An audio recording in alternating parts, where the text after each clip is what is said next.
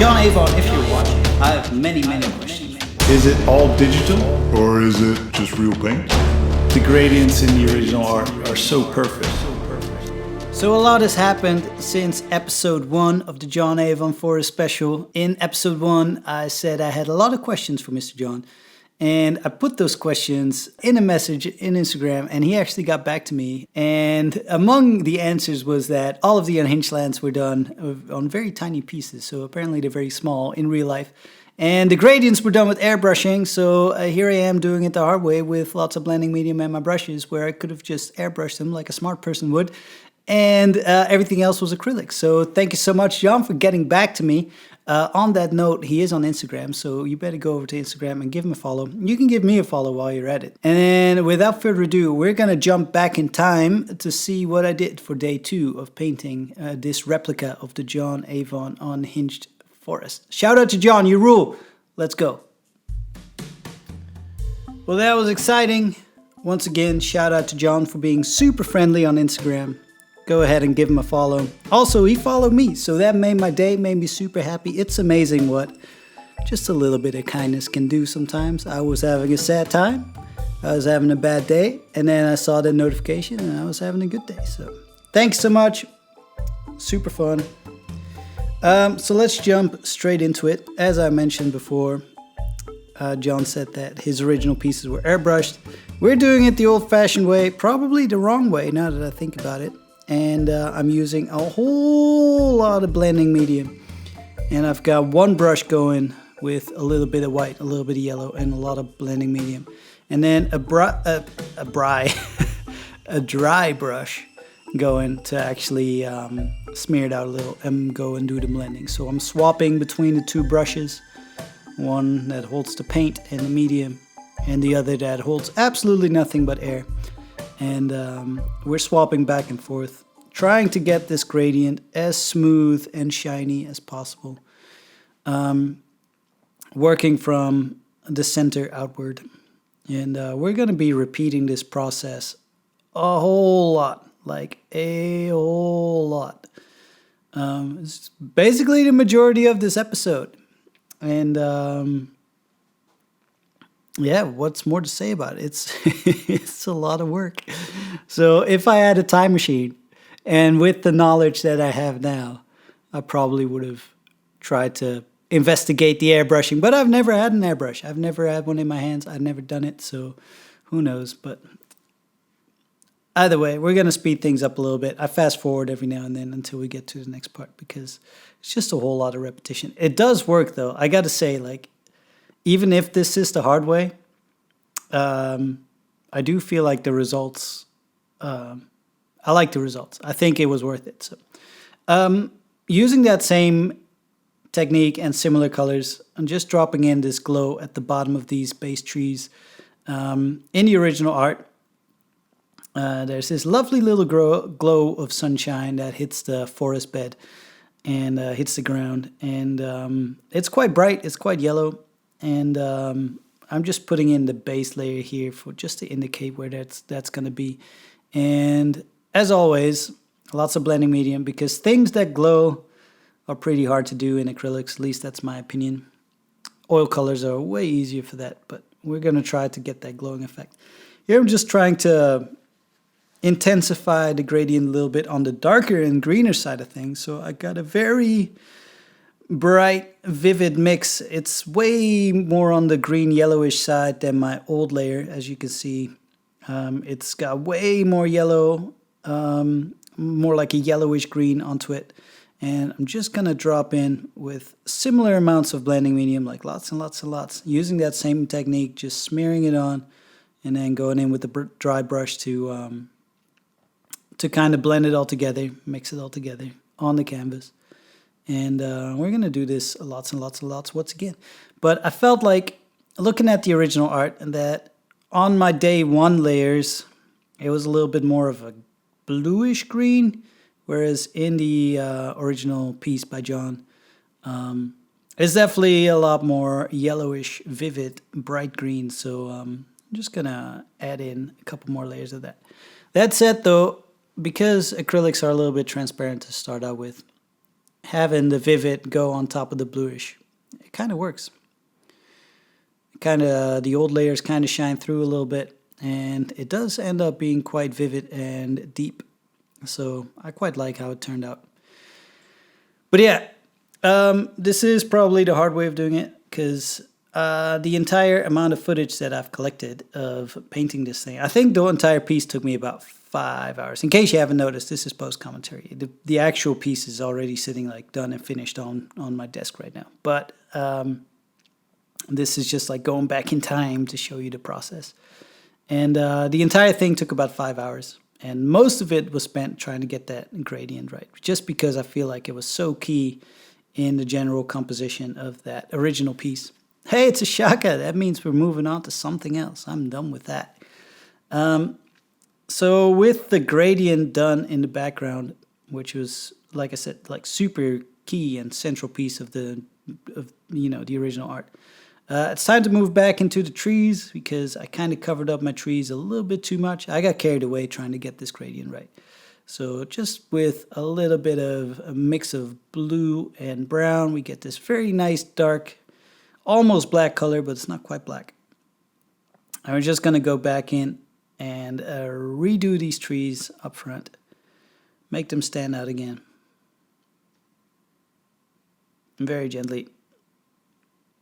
And they have, in the original art, a bit of a fade to them at the top.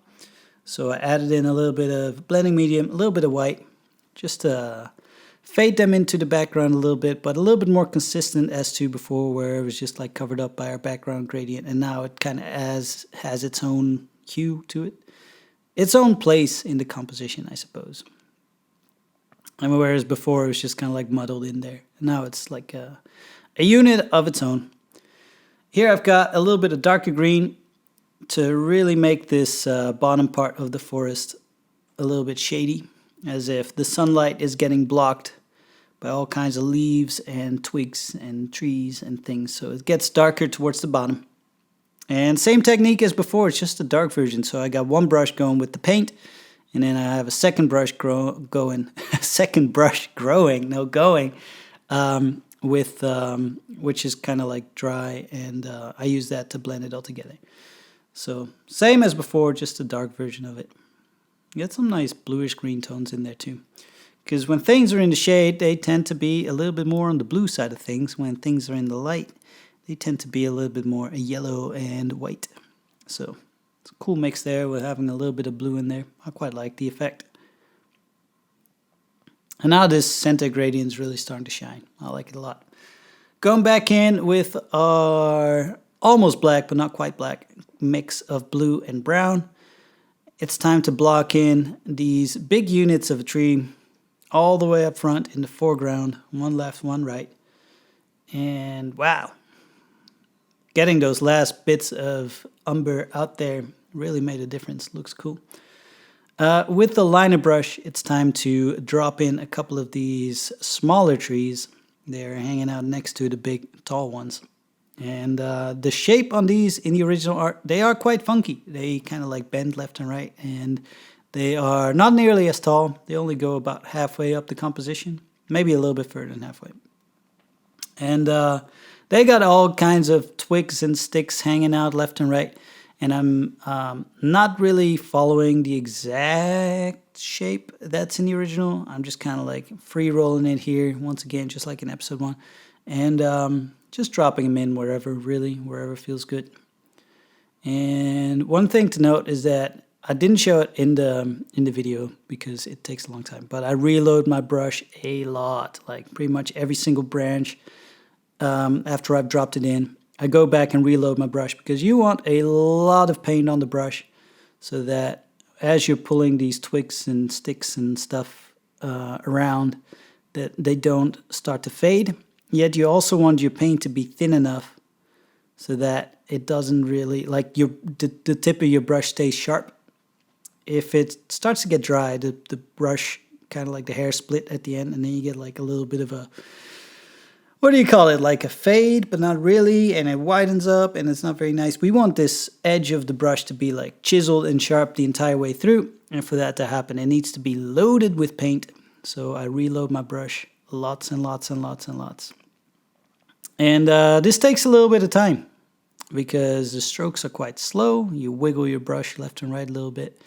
And also, you just need a lot of twigs and sticks and stuff to make these look credible and real. So the more you add into them of various shapes, sizes, and thickness, the more lively and the more realistic it's going to look.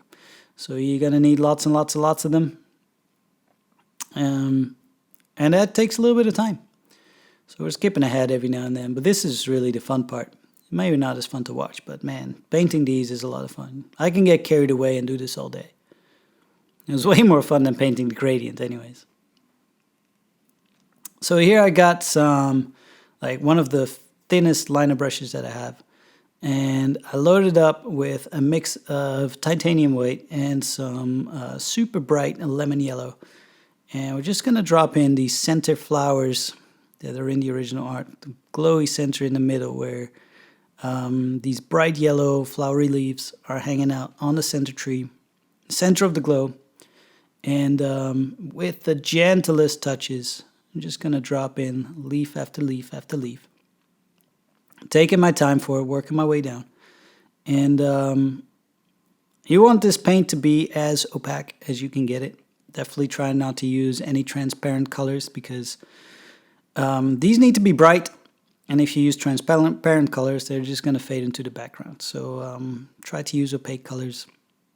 And just wherever, with a little bit of spacing in between them, little packs of these flowers can hang out together. But there just definitely needs to be a little bit of space in between them too. And if we look at the original art up close, these yellow flowers are the brightest and the biggest in the center, but there's also definitely bunches of flowers hanging out on the trees left and right of the center. So I'm just going to drop those in too, but they're a little bit faded, so I'm not actually pushing as hard, and I'm trying to make these flowers a little bit smaller than the center one so that they don't detract from the center too much. And every now and then I reload my brush with just a little bit more of like same color but added in a little bit more white.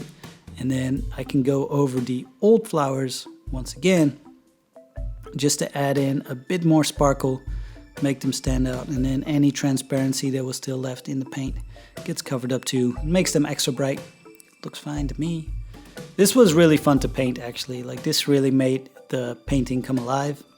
It was really fun to do. Would highly recommend it. Getting to this point, super rewarding. Lots of fun.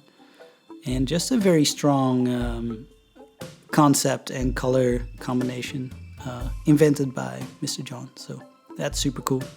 Liked it a lot. Using very small brushes, by the way, and very, very, very soft touches. Definitely don't want to blob any of these.